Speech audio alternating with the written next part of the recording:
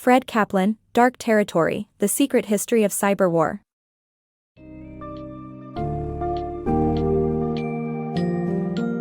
Welcome to the gripping world of cyber war as depicted in Fred Kaplan's Dark Territory, The Secret History of Cyber War.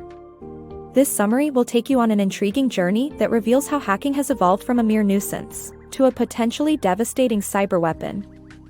From the first counter-command control warfare in Operation Desert Storm to the discussion on whether cyberattacks can be considered acts of war, Kaplan unravels a highly complex, dynamic, and clandestine world.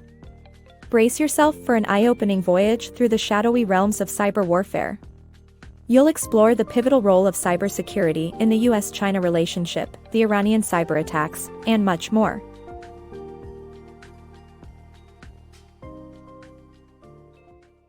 The evolution of cyber warfare. Military communication interception has existed since ancient times. Cryptographers were used for message encryption and decryption since the 19th century. Cyberfighters distort signals to confuse their enemies, while hackers can damage anything from traffic lights to dams at a low cost. With the information age, the capability to monitor entire networks has come into existence, which allows the collection of massive amounts of data on both citizens and non-citizens. U.S. vulnerability to cyberattacks. The book describes how the U.S. government failed to prioritize cyber warfare and secure critical national infrastructure. It highlights examples like Operation Desert Storm, where the U.S. disrupted Iraq's military by monitoring their microwaves, and the Marsh Commission report which warned of cyberattacks on vital systems. Despite these warnings, private companies rarely safeguarded their security. The book argues that cyber warfare was often dismissed, ignored, or forgotten, even though the U.S. government knew the risks.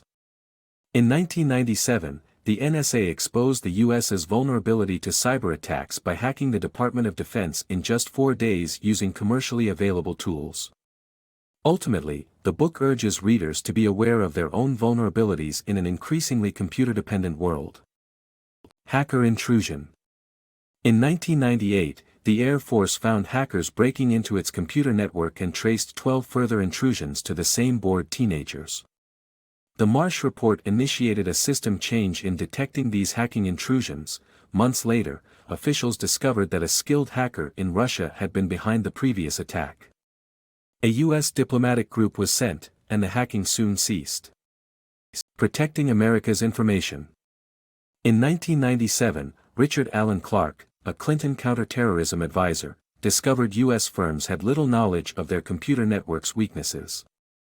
After the NSA showed Clark the ease with which they could penetrate foreign networks, he met with a group of hackers who then briefed the president. Clinton signed the Critical Infrastructure Protection Directive, which put Clark in charge of counterterrorism and critical infrastructure. However, private industry objected to the government's authority. When Clark developed a national plan for information systems protection, opposition arose both in and out of government, forcing him to rewrite the plan. The book covers Clark's efforts to improve America's network vulnerabilities. Pentagon's cyber warfare tactics. During the Serbs' protests against NATO troops stationed in Serbia as part of the international response to their leader Milosevic, the Pentagon's J-39 shut down the TV stations that Serbia utilized to organize the protests. They used cyberwar techniques to disrupt Serbian ground radar, interrupted Milosevic's propaganda, and threatened his allies with loss of power during bombing raids. Ultimately, military action and information warfare prevailed, illustrating the effective use of cyberwar for political and military gains. Cyber Espionage Unveiled. The book delves into the NSA's journey through the troubles of communication and interagency relationships that sparked Senators' ire in 1998. It is detailed how the NSA had to change policies, practices, and computer systems to run its new Information Operations Technology Center in line with applicable federal laws on military actions and intelligence agencies. This center ran a new type of cyber operation that detected crucial vulnerabilities in programs, allowing hackers to obtain confidential data. The book highlights this development in cyberterrorism, called computer network exploitation, CNE, a turning point in intelligence operations that used vulnerabilities for intelligence purposes. Bush and Cybersecurity.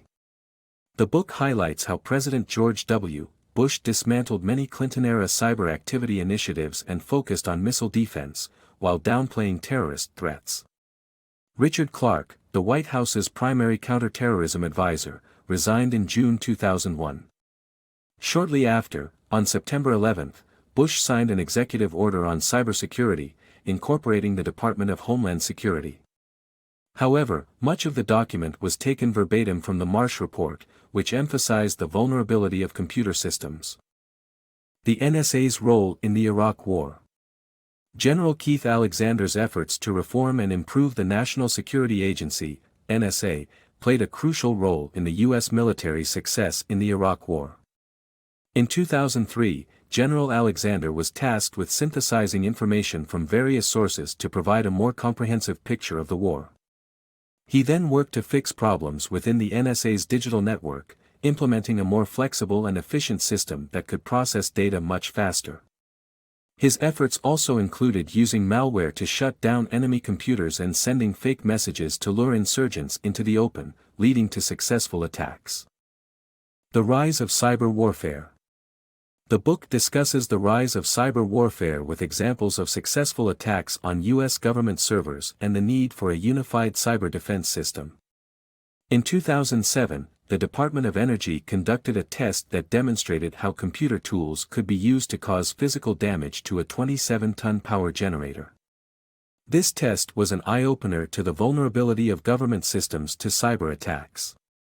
Mike McConnell, the head of National Intelligence, highlighted the potential damage that cyber attacks could cause, more than what was experienced during the 9/11 terror attacks. The Comprehensive National Cybersecurity Initiative, CNCI, was proposed to unify all governmental servers, but due to budget clashes and interdepartmental conflicts, this was not achieved. The book highlights the significant cyber attack on the casino industry by Iranian hackers, resulting in the destruction of 20,000 computers. This cost the industry at least $40 million to replace. The need for a unified U.S. Cyber Command was established in 2009, following the first known hack of a Department of Defense computer. The officials speculated that a member of the military bought a thumb drive from Afghanistan and accidentally infected the network. The hack made it necessary to have a unified cybersecurity system. The book emphasizes the critical need for a unified cybersecurity system to protect governmental servers from cyber attacks.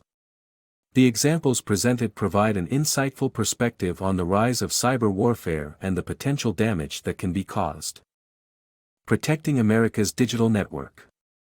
The U.S. government takes steps to improve digital communication security and surveillance. Did you know that in 2007, 80% of all digital communication passed through the U.S.? This means that foreign terrorists communicating with arms dealers were vulnerable to NSA detection. In response, the U.S. government improved the Foreign Intelligence Surveillance Act, FISA, and expanded the NSA's range of legal actions through the Protect America Act.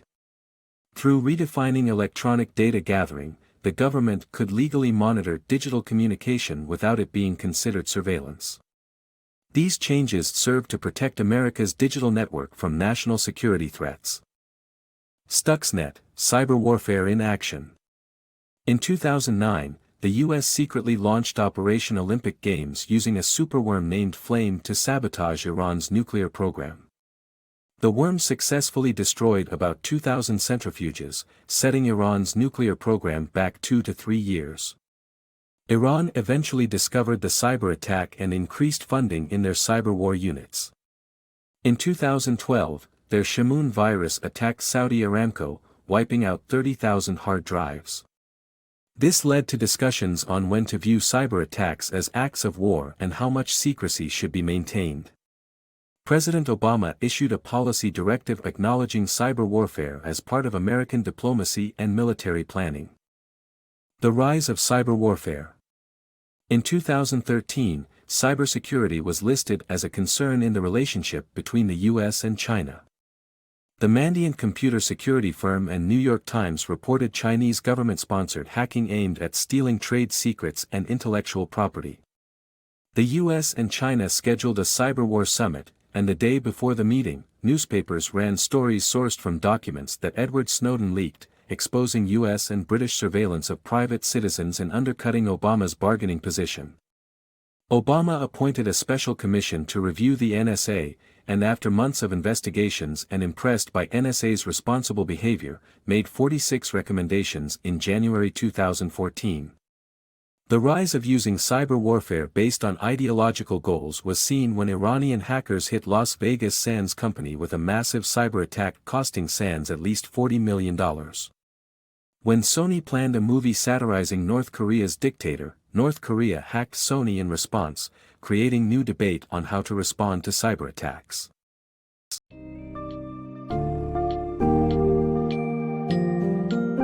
Having navigated through dark territory, the magnitude of cybersecurity emerges as a critical concern with consequences that could be more disastrous than conventional warfare. As our world becomes more connected and heavily dependent on computer networks, the stakes have never been higher. From the origins of counter-command control warfare in Operation Desert Storm to the nitty-gritty of state-sponsored hacking, what lies beneath the surface is vast and deeply entrenched. Cyber warfare has seeped into every layer of global politics and security planning, making it an integral aspect of modern diplomacy. Our expedition into a dark territory has exposed the underbelly of the cybersecurity universe and underscores the need for increased vigilance and comprehensive measures to counter these ever-evolving threats.